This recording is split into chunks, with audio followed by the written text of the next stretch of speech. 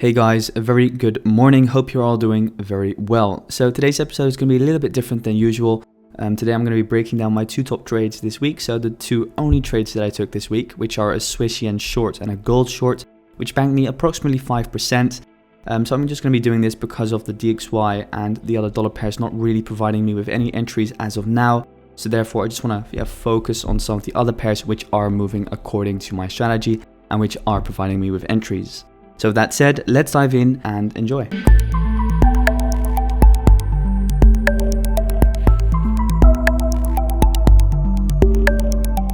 So to begin with, gold. So a little bit different than usual, but today we're going to start off with gold. And gold offered me two short opportunities. So the first opportunity on gold that I took was this short. So first of all, what I saw was we had this ascending wedge, right? With the 1, the 2, the third touch. After that, we broke out, created a new lower low in comparison to this low. So we were bearish, right? We broke out of the ascending wedge, which is of course a bearish sign. After that, we created a new lower low, which means a structure change. And after that, we saw that beautiful retracement back up in towards the highs. So once we got that retracement, I placed in my fib, and what I could see is that we made that perfect 786 fib retracement. So that was my first shorting opportunity, or the first short that I took. Placed my stop loss just above the high, and I targeted the 1800 or 1780, level. So once that occurred, as we can see, I banked approximately 3.32%. So that was my first trade. But then after that, what we did once again was that we broke this structure, once again, this ascending trend line, once again towards the downside. So then what I did was I drew in a new fib. And then what we can see once again is again the perfect 786 fib retracement. And once again, 1780 was my target. Stop loss just above the high of the fib for approximately 2.55%. So I took these trades half risk. So therefore the total is adding up to 5% with the Swiss yen trade as well. But yeah, this was really definitely my favorite trade. So just, a simple trade breakdown. But I think that sometimes people forget that they can just keep it simple. So yeah, just try and remember that for the future. So that is gold for you guys. Then let's head over to Swiss yen. And Swiss yen was my second trade. So what I did on Swiss yen is that I identified that we had a trend break in the form of this trendline break. So what we could see over here is we had the perfect double top, right? So after that, what we can see is we had this higher low. This higher low got broken by this low. So we created a new lower low structure break, right? So we went from the uptrend over here with the double top in towards a downtrend, the perfect retracement, trendline break retest. After that, place in your fib. You can draw it from here. And what you can then see is that we're making that perfect 786 fib retracement. Go to the lower time frame, and what you can then see is that we have a nice ascending wedge. So what I shared in the community, was that I was going to trade the breakout of the wedge towards the downside. So that is what I did. So that was my first trade. Then second trade was, of course, and then let me just delete the risk reward to keep it clean. This perfect breakout out of the wedge, 618 fib setup alongside the imbalances that we had over here. So we had a drop base drop zone, came back in towards the zone 618 and then dropped further in towards the lows. And I had my take profit set just underneath the swing lows over here.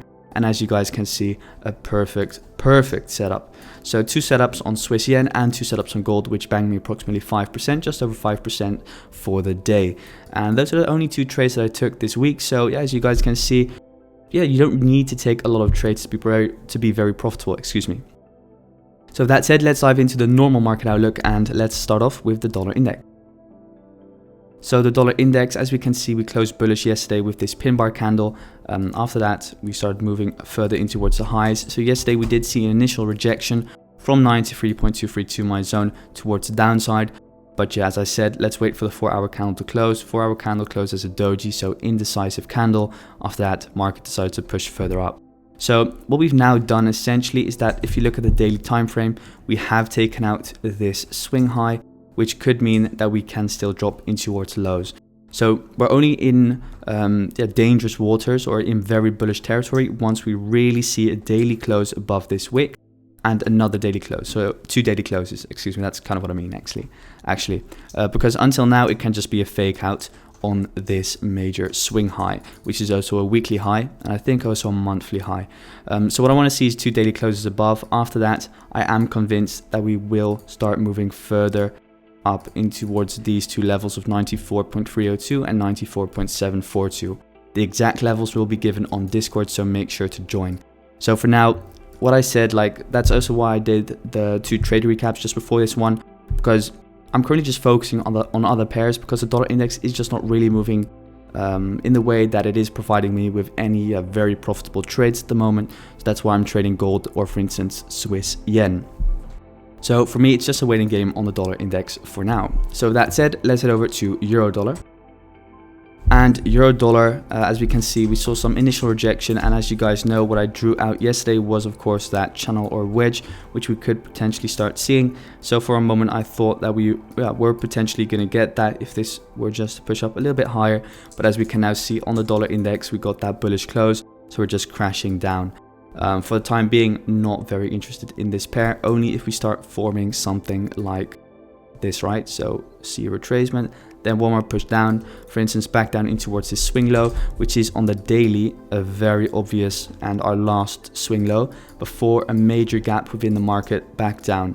So look, we have this clean move over here, and then the next real kind of areas of support and resistance will be approximately here and here, and then we have this area of consolidation here from where the market would preferably start reversing from, because as you guys know, clean moves get mirrored, and in these areas of consolidation you will see those reversals. So yeah, I'm gonna see how we move. I am expecting more downside essentially still. I think we will start moving towards this weekly low, and I think also a monthly low. So let's see what happens once we reach that level. For now, I'm just staying out of euro dollar until we form a very clear reversal pattern, which we can trade. Otherwise, I would just focus on looking for some shorts. If you're interested, this is a very interesting level over here at 1.171, excuse me.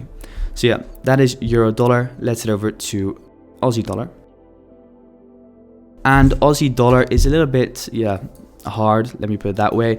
What I'm looking for is it's just super bearish pair at the moment. What I'm going to be looking for is a further downside movement. This is a trend line that I'm focusing on. Let's say we get a retracement, I will be looking for shorts back down in towards 0.70574. This is my long-term buying zone from where I expect a pullback. Looking at the weekly, it's on the weekly, that's my level. Weekly is looking good to bottom out there. I'm expecting a further drop on Aussie dollar towards this area, maybe take out this swing low at around 0.69912 to then form a head and shoulders pattern with the left shoulder, the right shoulder, and the head. Yeah, that's what I'm looking for on Aussie dollar, expecting more downside. So that said, let's head over to pound dollar. And pound dollar formed some more bearishness. As we can see, we're currently nearing my area of daily demand, as you guys know, from where I am looking for some potential longs on pound dollar. So just wait for it to hit 1.36747. Once we come into that level, start looking for a reversal pattern. So what we are potentially forming is something like this at the moment, and I am keeping my eyes on it. So what we need for this wedge to play out is we need still a further drop at least in towards 1.36747, and then we can start looking for longs. And then what you'll need is on the lower time frame a wedge or a channel inside this overall larger wedge. Once that plays out, or if you find that setup too risky, just look for the scale in on a 618 like I traded gold. So beautiful setup on pound dollar potentially forming. With that said, let's head over to Kiwi dollar. And Kiwi dollar is just moving down in towards lows. Kiwi dollar, hideous pair at the moment, just going to be waiting until we hit 0.66949. Might look for a potential short if we start pulling back up, but at the moment we've just broken all structural lows have been taken out now. So I am very bearish on this pair for the time being. This daily close, if this daily close is bearish, we'll just have a close underneath all the swing lows. So I'm just expecting more downside. We could start seeing a pullback, but then I'll just look for additional shorts to trade it back down in towards 0.66949. This is the trend line that I'm looking at. So we could see pullback towards there, then just drawing a fib from here to here. Pretty logical. So that is that, guys. Any updates will be posted on Discord, so make sure to join if you're not in. Remember guys, Saturday, massive giveaway is coming around the corner, so make sure to check out that video on Saturday. Wish you all a very pleasant day. If you have any questions whatsoever, make sure to contact me through Discord. Thanks guys.